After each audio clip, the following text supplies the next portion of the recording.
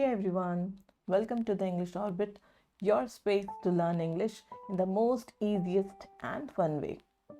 तो आज हम बात करेंगे class 12 from Vistas book the chapter the enemy, जिनकी ऑथर हैं पर्ल एसबर्ग। ये स्टोरी बहुत ही इंटरेस्टिंग है, थोड़ी लेंदी है बट बहुत ही इंटरेस्टिंग है। सो चलिए आइए देखते हैं स्टोरी में है क्या। तो सबसे पहले हम ऑथर के बारे में थोड़ा सा जान लेते हैं। पर्ल एसबर्ग, जिनका जन्म 1892 में हुआ था और जिनकी मृत्यु 1973 में हुई थी, and she was an American novelist and Nobel prize winner who spent most of her life in China. Her works highlight human values, compassion, and cultural understanding between the East and the West. She is best known for novel The Good Earth and stories like The Enemy, which show that humanity rises above nationality and war. अब Perl एसबर्ग तो एक American novelist थी और Nobel prize winner भी थी, लेकिन उन्होंने अपना मैक्सिमम टाइम उन्होंने चाइना में स्पेंड किया है और इनके जो वर्क हैं वो ज़्यादा करके हाईलाइट करते हैं ह्यूमन वैल्यूज़ के बारे में, वो बात करती हैं, वो कंपैशन के बारे में बात करती हैं, एंड कल्चरल अंडरस्टैंडिंग ईस्ट और वेस्ट के बीच में जो उस टाइम से चली आ रही है उसके बारे में बात करती हैं। एंड ये फेमस है अपने एक नॉवल के लिए द गुड अर्थ और स्टोरीज लाइक द एनिमी, जिसके बारे में हम पढ़ने वाले हैं, जिसमें ये हमें पता चलेगा कि ह्यूमैनिटी जो है नेशनलिटी और वॉर से ऊपर है।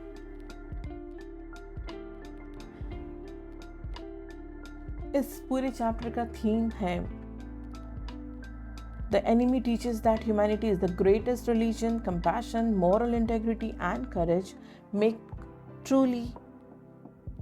one truly noble, not nationality or power. So इस पूरे चैप्टर में हम ये पढ़ने वाले हैं कि ह्यूमैनिटी जो है वो ग्रेटेस्ट रिलीजन है, किसी भी रिलीजन से बड़ी है, कोई भी रिलीजन इसके सामने इम्पॉर्टेंट नहीं है, चाहे आप ईस्ट के हो चाहे वेस्ट के हो। तो सबसे ज़्यादा इम्पॉर्टेंट अगर आपके लिए कुछ है तो वो है ह्यूमैनिटी। तो सबसे पहले हम कैरेक्टर्स देख लेते हैं। So here we have the main character that is doctor Sadao Hoki, जो कि एक जापानीज सर्जन एंड साइंटिस्ट हैं। इनके फादर का हमेशा से सपना था कि डॉक्टर सदाओ एक बहुत बड़े सर्जन बने, साइंटिस्ट बने, और डॉक्टर सदाओ ने वही किया। वो बहुत ही आज्ञाकारी बेटे थे, उनके फादर ने उनको जैसा कहा वो उन्होंने वैसे ही किया। एंड बहुत अच्छी पढ़ाई के लिए, आगे की पढ़ाई के लिए इनके फादर ने इनको अमेरिका भेजा था, जहाँ से इन्होंने अपने मेडिकल की पढ़ाई करी और वहाँ से वहीं पे उन्हें एक अमेरिकन प्रोफेसर के घर पे उन्हें उनकी वाइफ से मुलाकात होती है, जो कि वो उस समय उनकी वाइफ नहीं थी। हाना से वो वहाँ पे मिलते हैं, एक प्रोफेसर के घर पे मिलते हैं जो कि अमेरिकन प्रोफेसर थे, जिन्होंने उन्हें अपने घर पे इनवाइट किया हुआ था। तो जब वो जापान लौट कर आते हैं, तो क्योंकि उनके फादर हमेशा से ये चाहते थे कि अगर डॉक्टर सदाओ शादी करें तो वो अपने ही रेस के अंदर करें, अपने ही कास्ट के लोगों से करें, बेसिकली वो जापानीज़ होनी चाहिए। और जब ये सारी चीज़ें कंफर्म हो गई, क्लियर हो गई, तो डॉक्टर सदाओ के फादर ने अग्री किया और डॉक्टर सदाओ ने हाना से शादी करी, जिनसे वो बहुत प्यार करते थे। और शादी के बाद इन दोनों के 2 बच्चे हुए और ये दोनों ही जापान में रहते थे। अब द अमेरिकन प्रिजनर, जिसका नाम टॉम है, ये एक वुंडेड एनिमी सोल्जर है, जिनको आगे चल करके doctor Sadao out of humanity इनकी मदद करते हैं, इनको प्रोटेक्ट करते हैं, इनकी ट्रीटमेंट करते हैं। लेकिन इनके जो सर्वेंट्स हैं, यूमी, कुक एंड गार्डनर, ये सारे जो हैं, इन सब की मेंटालिटी कहीं ना कहीं टिपिकल जापानीज़ मेंटालिटी है।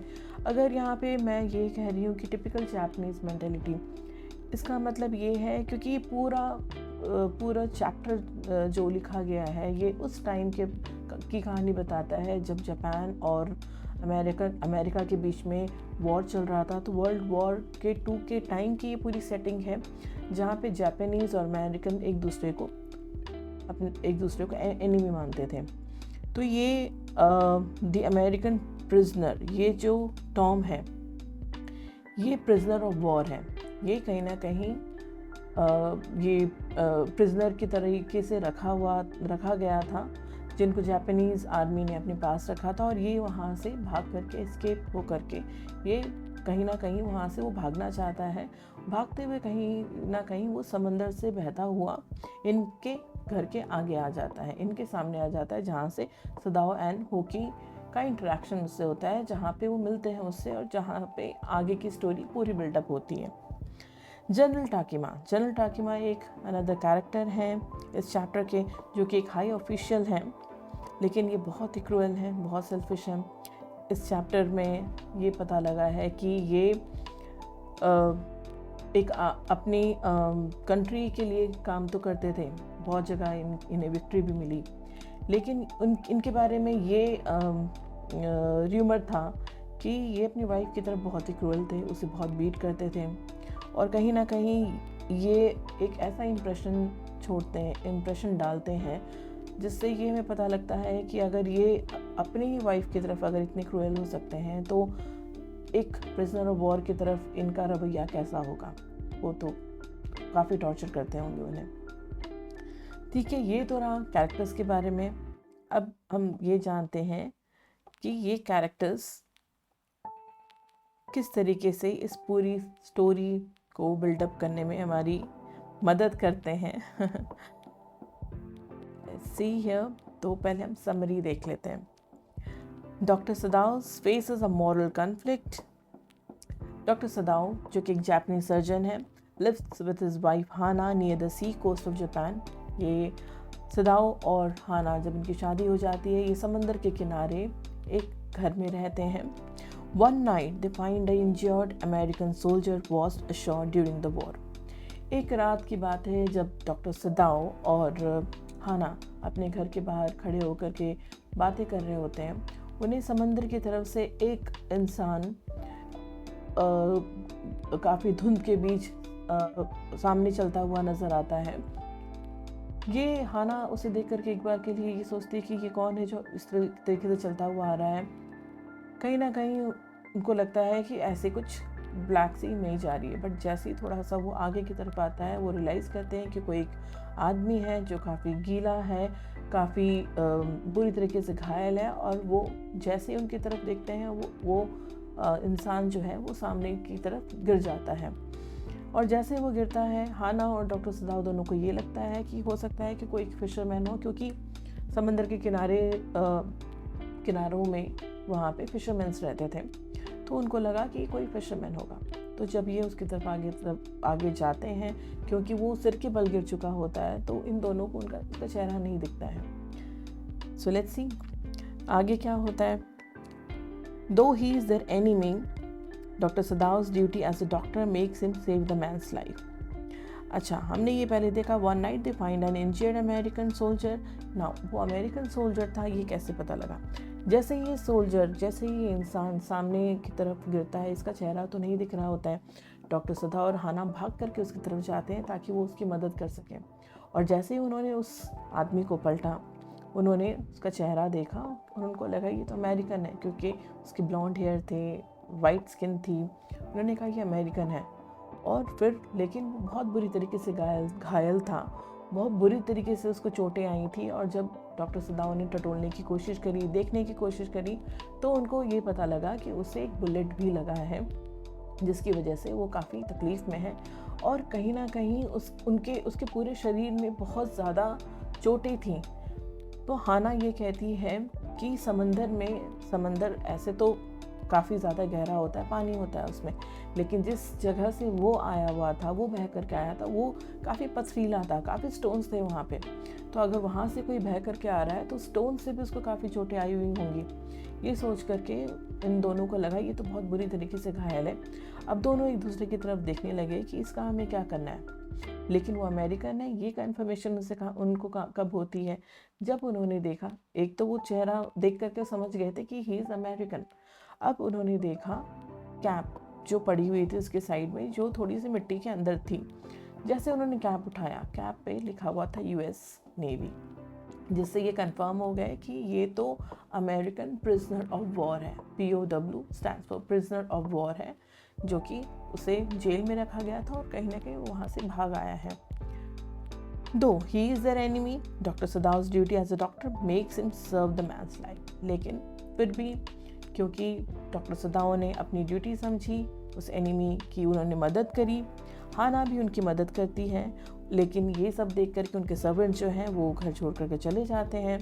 डॉक्टर सदाओ जो है वो एक मॉरल कॉन्फ्लिक्ट के बीच हैं कि वो लॉयल्टी अपनी कंट्री की तरफ दिखाएं या वो अपनी कंपैशन दिखाएं as a human being. But at the end वो जनरल को इन्फॉर्म करते हैं, ये सारी वारदात बताते हैं, सारी चीज़ें बताते हैं जो भी उनके साथ हुआ अमेरिकन प्रिजनर ऑफ वॉर के बारे में। जनरल टाकीमा ने कहीं ना कहीं उनको ये कहा कि डॉक्टर सदाओ, आपको चिंता करने की कोई ज़रूरत नहीं है, मैं अपने असैसिन्स भेजूंगा जो कि जा करके उस सोल्जर को मार डालेंगे और उसकी बॉडी भी वहाँ से हटा देंगे, तो आपको ट्रबल लेने की कोई ज़रूरत नहीं, आपको परेशान होने की ज़रूरत नहीं है। और ये जनरल टाकीमा की जो ट्रीटमेंट है ये भी डॉक्टर सदाओ ही कर रहे थे, और इसी वजह से डॉक्टर सदाओ को कहीं जापान से बाहर जाना अलाउड नहीं था। तो जनरल कहीं ना कहीं ये जानते हैं कि डॉक्टर सदाओ जो बहुत स्किल्ड डॉक्टर हैं, सर्जन हैं, इसलिए अपना जो इलाज है वो उन्हीं से करा रहे हैं, और कहीं ना कहीं ये चाहते हैं कि वो डॉक्टर किसी भी तरीके से अरेस्ट ना हो सके, एंड ही मेक श्योर कि वो उसकी मदद करेंगे और डॉक्टर सदाओ पे कोई बात नहीं आएगी, कोई आँच नहीं आएगी। फाइनली सदाओ जब देखते हैं कि कोई असैसिन्स नहीं आए, तो उन्होंने ये डिसाइड किया कि वो सोल्जर की मदद करेंगे उसको वहाँ से भगाने में, और एट द एंड वो उसको वहाँ से भगाते हैं। और ये सीक्रेट जनरल के और सदाओ के बीच ही रहता है। And this is how this story ends, जहाँ पे ह्यूमैनिटी एंड काइंडनेस जो है उन्होंने अपनी सुपीरियरिटी प्रूव कर the above war and nationality. तो ये तो थी समरी। सो लेट्स सी, ये चैप्टर बहुत ही बड़ा है फ्रेंड्स, तो इस वजह से मैंने इसको कुछ सीन में डिवाइड कर दिया ताकि मैं इसे बेटर तरीके से आपको समझा सकूं। So let's see.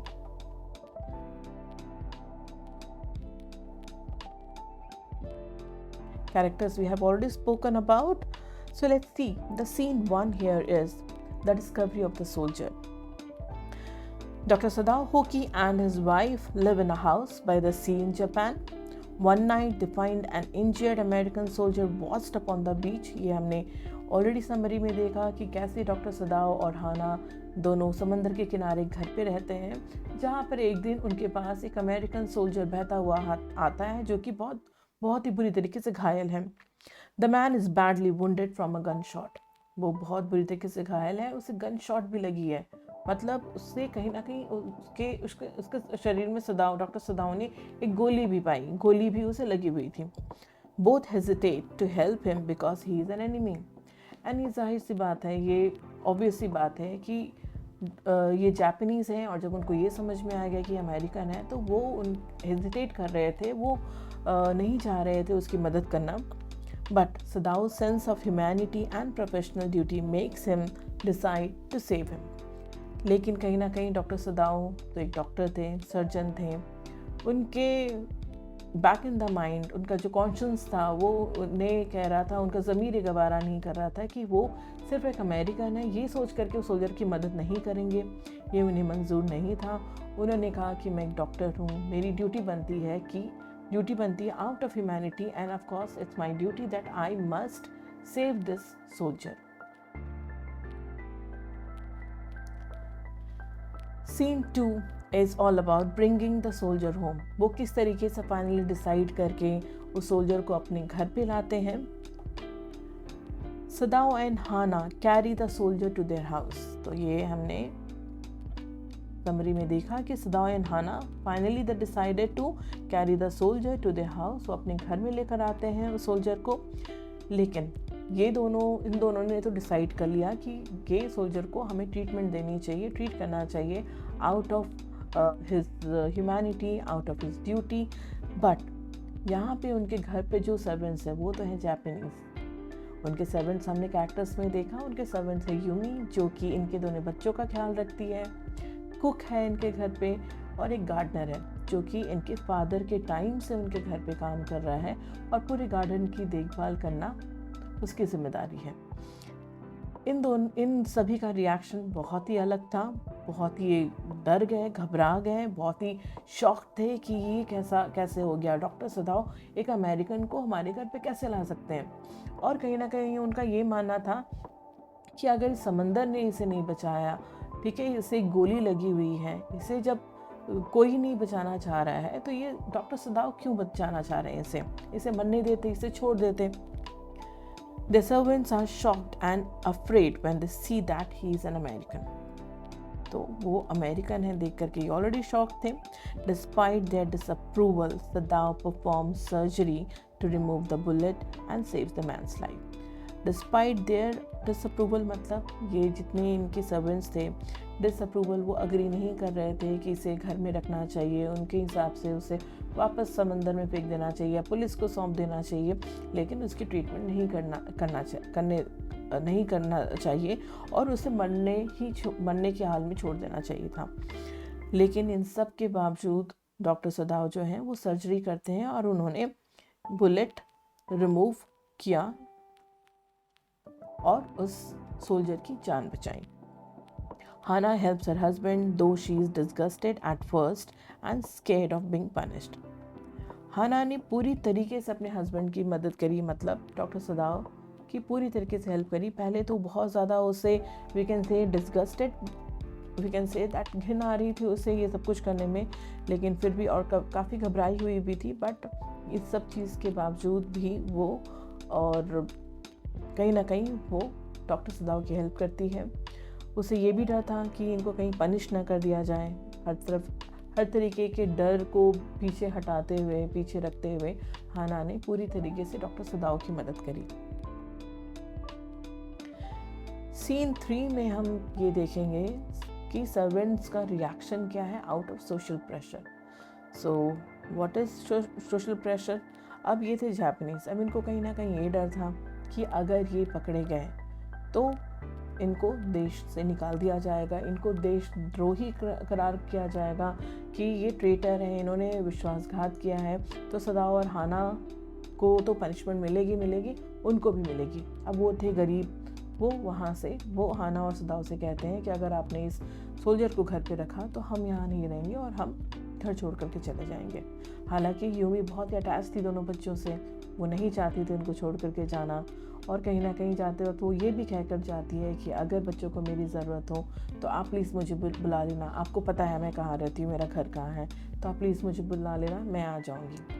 लेकिन हाना और सदाव वो दोनों ही एक दूसरे की मदद करते हैं और वो किसी भी सर्वेंट की हेल्प नहीं लेते हैं। So the servants believe it is wrong to help an enemy and leave the house. Sadao and Hannah are left alone to take care of them. The situation creates tension and fear. If the authorities find out, Sadao could be punished as traitor. अब यहाँ पे servants तो चले गए, लेकिन हाना और सदाव अभी भी कहीं ना कहीं घबराए हुए हैं। उन्हें कहीं ना कहीं ये डर है। हाना को कहीं ना कहीं ये लग रहा है कि सदाव को पनिशमेंट मिल सकती है एज अ ट्रेटर। ये उसे देशद्रोही करार किया जा सकता है, उसे देश से निकाला जा सकता है, या फिर कोई भी पनिशमेंट जो एक देशद्रोही के लिए होता है वो उसे दिया जाएगा।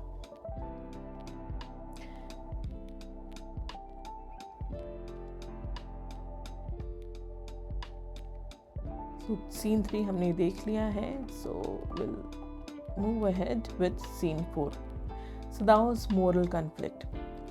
अब सदाओ के लिए, सदाओ के पास उसकी फैमिली थी, सदाओ के बच्चे थे। इन सब के बीच में सदाओ को ये डर था कि मैं इस सोल्जर की मदद तो कर रहा हूँ, लेकिन कहीं ना कहीं ये मेरी फैमिली को अफेक्ट ना करे। वो बहुत ही परेशान होते हैं और जब उन्हें समझ में नहीं आता, वो जब उनको जनरल टाकिमा के पास बुलाया जाता है क्योंकि उनकी तबीयत थोड़ी ख़राब हो रही होती है और उनका एक मैसेंजर डॉक्टर सदाव को लेने आता है, तभी कहीं ना कहीं हाना जो है वो डर जाती है कि ये सोल्जर ऐसा तो नहीं कि कहीं से बात पता लग गई, बात तो शायद पता लग गई होगी और कहीं ये डॉक्टर सदाव को अरेस्ट करने तो नहीं आया।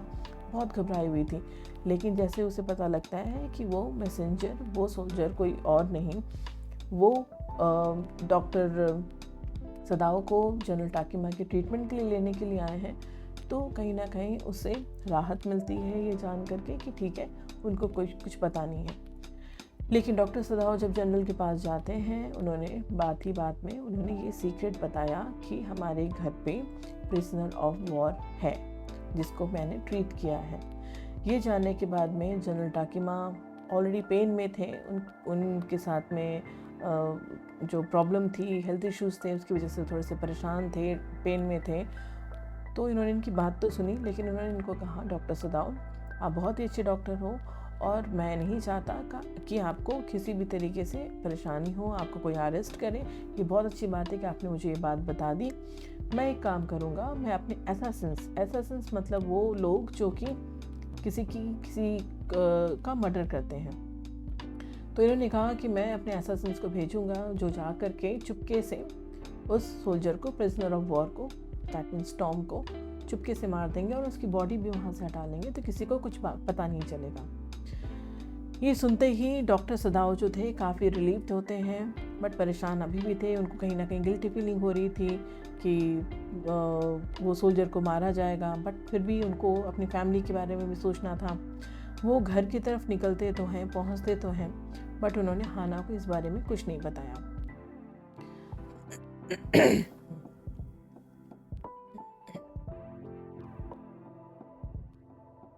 उन्होंने हाना को इस बारे में नहीं बताना चाहा, क्योंकि उनको पता था कि अगर वो हाना को ये बात बताएंगे तो हाना और ज़्यादा परेशान हो जाएगी। अब कुछ भी शोर होता था, कुछ रातों तक वो इंतज़ार करते रहे डॉक्टर सदाव के वो एसेसिन्स आएंगे और इस अमेरिकन सोल्जर को, प्रिजनर ऑफ वॉर को कहीं ना कहीं वो मार देंगे। बट बहुत दिन हो गए, कोई एसेसिन्स आया नहीं। वो जाते हैं टॉम के कमरे में, जो कि प्रिजनर ऑफ वॉर है, उसके कमरे में जाते हैं। उन्होंने देखा कि वो काफ़ी ठीक हो चुका है और वो थैंक्स भी कह रहा है डॉक्टर सदाव को कि उन्होंने इनकी जान बचाई, ये जानते हुए भी कि वो अमेरिकन है, इन्होंने उसकी जान बचाई। तो डॉक्टर सदाव कुछ रिस्पॉन्ड तो नहीं करते हैं उसे, लेकिन उसे पूरा एग्जामिन करते हैं, ये चेक करते हैं कि वो ठीक हो गया है और उसे कुछ एक्सरसाइज करने की नसीहत भी देते हैं कि अगर एक्सरसाइज करेगा तो जो उसके मसल्स थोड़े से स्टिफ हो रखे हैं वो नॉर्मल हो जाएंगे and he will be all fine. Doctor सदाव ने उसको अपने कपड़े भी दिए, सारी चीज़ें उससे प्रोवाइड करी। जिस कमरे में वो रह रहा था वो उसके फादर का कमरा था और अच्छे से अच्छा क्विल्ट निकाल करके हाना जो है वो एक वाइट सिल्क का क्विल्ट निकालती। वो पहले बहुत ज़्यादा पहले तो सोचती है कि मैं अगर ये दूंगी ऑलरेडी इतना गंदा हो रखा है, मेरा क्विल्ट जो है वो गंदा हो जाएगा। बट इन सब चीज़ के बावजूद ये सारी चीज़ ये करते हैं, बहुत ही अच्छी तरीके से उस टॉम का ट्रीटमेंट किया जाता है, उसको बहुत अच्छे से रखा जाता है, बहुत अच्छे से खाना खिलाया जाता है इसे। इन सब के बावजूद कि वो इनका एनिमी था क्योंकि अमेरिकन सोल्जर था, प्रिजनर ऑफ वॉर था। जब बहुत दिन हो गए और डॉक्टर सदाव की मदद के लिए कोई नहीं आया, एसेसिन्स नहीं भेजे गए, क्योंकि जनरल टाकीमा इस बात को भूल गए थे कि उनको एसेसिन्स भी भेजने हैं। जब बहुत दिन हो गए तो लेट्स सी डॉक्टर सदाव क्या करते हैं। सदाव struggles between his loyalty to Japan and his duty as a doctor. He decides to inform the general, who promises to send his private assassins to kill the soldiers secretly. However, no one comes and Sadav remains worried. अब जब कोई भी नहीं आता है तो ये काफ़ी ज़्यादा worried रहते हैं। And finally, in scene 5, the escape of the soldier. Realizing that the assassins will not come, Sadav decides to let the soldier go free. जब कोई भी assassins नहीं आता सोल्जर को मारने के लिए, तब डॉक्टर सदाव रियलाइज़ करते हैं कि assassins तो अब आए नहीं, तो इन्होंने उस सोल्जर को फ्री करने का फैसला लिया। उन्होंने उसको वहाँ से भाग जाने का या वहाँ से भागने में मदद करने की सोची। He provides him with a boat, food and instructions to reach a safe island and then escape on a passing ship. अब डॉक्टर सदाव ने उसकी मदद कैसे की? डॉक्टर सदाव ने टॉम को बोट प्रोवाइड किया, खाना दिया उसे और बहुत सारे इंस्ट्रक्शंस दिए कि कैसे वो एक सेफ आइलैंड में पहुंच जाएगा और वहाँ से वो जैसे ही एक कोई भी पासिंग शिप मिलती है उसे वो वहाँ से उस पर बैठ करके भाग जाएगा। लेकिन इन सब के बीच में डॉक्टर सदाओ ये प्लानिंग जब वो जा करके टॉम से डिस्कस करते हैं, शाम होते ही शाम तक वो उससे नहीं मिलते हैं, और इन्होंने अपना एक इन्होंने अपनी एक लाइट भी इसे प्रोवाइड की थी, एक टॉर्च भी प्रोवाइड किया था इसे, जिसके लिए जब वो फूड बोट ये सब प्रोवाइड करके जब उस टॉम को भेज रहे होते हैं तो वो अपनी टॉर्च, जो छोटी सी टॉर्च है, वो भी उसे देते हैं और वो उसे ये बोलते हैं कि जब तुम वहाँ पहुँच जाओ तो मुझे एक सिग्नल तुम वहाँ देना कि तुम सेफली पहुँच गए हो, और अगर तुम्हारे पास खाना ख़त्म हो जाता है, कोई भी तुम्हें परेशानी होती है, तो तुम ये 2 बार ये तुम लाइट जो है ये 2 बार लाइट ब्लिंक करना, जिससे मुझे समझ में आ जाएगा कि तुम्हें खाने की ज़रूरत है, तो मैं तुम्हें और खाना भिजवाऊँगा। लेकिन ये याद रखना कि ये टॉर्च कभी भी तुम एकदम गहरी रात में, घनी रात में तुम मत करना, क्योंकि अगर वो घनी रात में टॉर्च ब्लिंक करेगा तो he will be noticed that someone is there and he will be caught. So और इन्होंने कहा जैसे सनसेट का टाइम होता है, सनसेट के टाइम पे ही जिस तरीके से सनसेट होने वाला हो और इवनिंग के टाइम पे you can either on that torch, you can blink that torch so that I can understand that you need something, और उस टाइम पे पता नहीं चलेगा कि आप लाइट दिखा रहे हो, लाइट ब्लिंक कर रहे हो, टॉर्च ब्लिंक कर रहे हो। और दूसरी चीज़ उन्होंने ये भी बोली कि कुछ भी हो जाए वहाँ पे, अगर तुम्हें भूख लग रही है, खाना नहीं है, तो वहाँ पे सी में तुम्हें फ्रेश मछलियाँ मिल जाएंगी, लेकिन वो फिश तुम्हें रॉ ही खाना पड़ेगा, क्योंकि अगर तुमने किसी भी तरीके का फायर वहाँ पे लगा करके उसको पकाना चाहा तो यू विल बी कॉट, कि कहीं जापानीज़ आर्मी को ये ना पता चल जाए कि यहाँ पे कोई छुपा हुआ है। बट फाइनली कुछ दिन हो जाते हैं और कोई ऐसा कोई सिग्नल नहीं आता है। एक सिग्नल आया था जिससे ये पता चल गया कि टॉम हैज़ रीच्ड। उसके बाद में जैसे ही डॉक्टर सदाओ ने देखा कि कुछ दिन हो गए और कोई लाइट ब्लिंक नहीं हुई, उनको ये समझ में आ गया कि टॉम जो है सेफली वो पहुंच गया है। और इसके साथ ही उनको एक बहुत बड़ा रियलाइजेशन होता है। Sadao tells the general that the soldier has escaped. The general thanks him for his silence because he needs Sadao's medical help and does not want him arrested. Sadao feels relieved but thoughtful, realizing that humanity is greater than patriotism. और कहीं ना कहीं doctor सदाओ ये realise करते हैं कि humanity ही सबसे ज़्यादा इम्पॉर्टेंट है। और चैप्टर के लास्ट में वो कुछ लोगों को याद कर रहे हैं। ये उन लोगों को याद कर रहे हैं जब ये अमेरिका में थे, जब ये मेडिकल की पढ़ाई करने गए थे, तो वो जिन प्रोफेसर के घर पे रहते थे वो भी अमेरिकन थे। उनकी वाइफ, हालांकि वो बहुत बोलती थी, but they both were very kind. वहाँ पे जापानीज़ को कोई घर नहीं देता था रेंट पे रहने के लिए, बट उनकी लैंडलेडी ने ये जानते हुए भी कि जापानीज़ हैं, उनको घर दिया था रहने के लिए। वो उस घर में रह रहे थे, और जब उनकी एक बार तबीयत ख़राब हुई तो एक अमेरिकन लेडी ने ही उनका ख्याल रखा।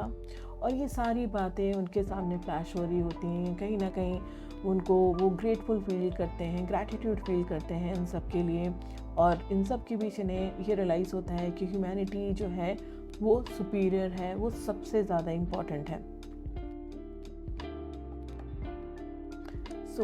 एक बहुत ही अच्छा मैसेज हमें इस चैप्टर से मिलता है। True humanity rises above nationality, war and hatred. जो सच्ची इंसानियत है, जो सच्चा इंसानियत है, ह्यूमैनिटी है, वो हर चीज़ से ऊपर है। चाहे वो नेशनलिटी हो, चाहे वो किसी भी तरीके का वॉर हो, या किसी भी तरीके से आप किसी से भी नफरत करते हैं, किसी भी तरीके का हेट्रेड अगर है, लेकिन सबसे इम्पॉर्टेंट अगर कुछ है तो वो है ह्यूमैनिटी, हमारी इंसानियत। Compassion and duty should guide our actions even toward enemies. और हमारे अंदर जो हमारी ड्यूटी है, हमारा जो फ़र्ज़ है, और हमारे अंदर जो कंपैशन है, हमारे अंदर जो प्यार है लोगों के लिए, वो कुछ भी हो जाए, हमारे एनिमीज़ भी क्यों ना हो, हमारे दुश्मन भी क्यों ना हो, उनकी तरफ हम इन सब चीज़ों से हमें पीछे नहीं हटना चाहिए, और उनके सामने हमारा वो कंपैशन कम नहीं होना चाहिए, और हमें अपनी ड्यूटी को नहीं भूलना चाहिए। Doctor Sadao's courage shows that saving a life is a doctor's greatest duty. Real patriotism does not mean cruelty, it means doing what is morally right. तो रियल पेट्रियाटिज़म या रियल देशभक्ति वही है जिसका मतलब ये नहीं कि आप अपनी देशभक्ति के लिए आप किसी दूसरे के लिए के साथ बहुत ही क्रूएल हो जाओ, बहुत ही कठोर हो जाओ, बहुत ही टॉर्चर करो, ये तो बिल्कुल नहीं है। इसका मतलब है कि जो सही है हमें वही करना चाहिए। हमारे लिए उस समय जो सही दिख रहा है हमें उसी का चुनाव करना चाहिए, ना कि हम हम नेशनलिटी का नाम देते हुए, हम पैट्रियोटिज्म का नाम देते हुए हम काफ़ी टॉर्चर कर रहे हैं अगले इंसान को, और हम कह रहे हैं कि ये तो नेशनलिटी है। नहीं, नेशनलिटी ये नहीं कहता कि आप किसी को टॉर्चर करो। अगर आप वाकई में एक पैट्रियट हैं, अगर आप देशभक्त हैं, आपके अंदर आप अपनी देश से अगर प्रेम करते हैं, तो आप कभी भी किसी को टॉर्चर नहीं कर सकते, आप कभी भी किसी को पेन में नहीं देख सकते। The story reminds us that humanity is the greatest religion. चाहे जो भी रिलीजन हो, बहुत सारे रिलीजन हैं, बहुत तरीके के लोग हैं, तो इन सब से ऊपर इन सब के बीच में कोई भी ऐसा रिलीजन नहीं है जो सबसे बड़ा हो। सबसे बड़ा रिलीजन अगर है तो वो है ह्यूमैनिटी। तो फ्रेंड्स, ये थी स्टोरी द एनिमी पर्लेसबर्ग की, and see you all in the next video with another chapter. तब तक keep learning, keep orbiting around English. This is English orbit, signing of.